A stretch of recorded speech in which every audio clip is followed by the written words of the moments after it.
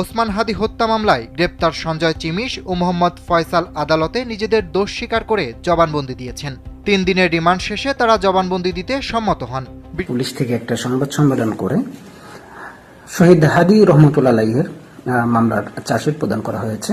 যাদেরকে আসামি করা হয়েছে তাদের অনেককে গ্রেপ্তার দেখানো হয়েছে, 5 জনকে। অবশেষে বেরিয়ে এলো ওসমান হাদি খুনের পিছনে চাঞ্চল্যকর তথ্য।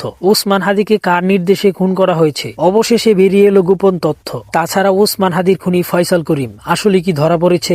তো চলেন মূল ভিডিওতে চলে যাই। তার আগে অবশ্যই ভিডিওতে একটি লাইক দিয়ে চ্যানেলটি সাবস্ক্রাইব করে দিবেন। রাজনৈতিক প্রতিহিংসার কারণে শরীফ ওসমান হাদি ওরফে ওসমান গনিকে গুলি করে হত্যা করা হয়। সার্বিক তদন্ত সাক্ষ্য প্রমাণে ধৃত আসামিদের স্বীকারোক্তিমূলক জবানবন্দি ফৌজদারি কার্যবিধির 164 ধারায় রেকর্ড করা হয়।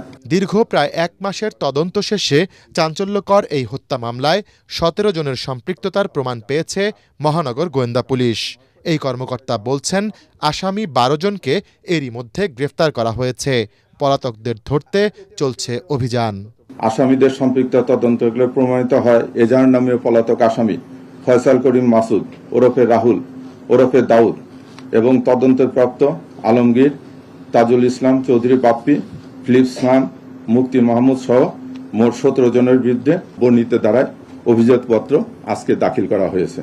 গেল 12 ডিসেম্বর জুমার নামাজের পর রাজধানীর বিজয়নগরে কালভার্ট রোড এলাকায় মোটরসাইকেলে এসে চলন্ত রিকশায় গুলি করা হয় জুলাই যোদ্ধা শরীফ ওসমান হাদিকে।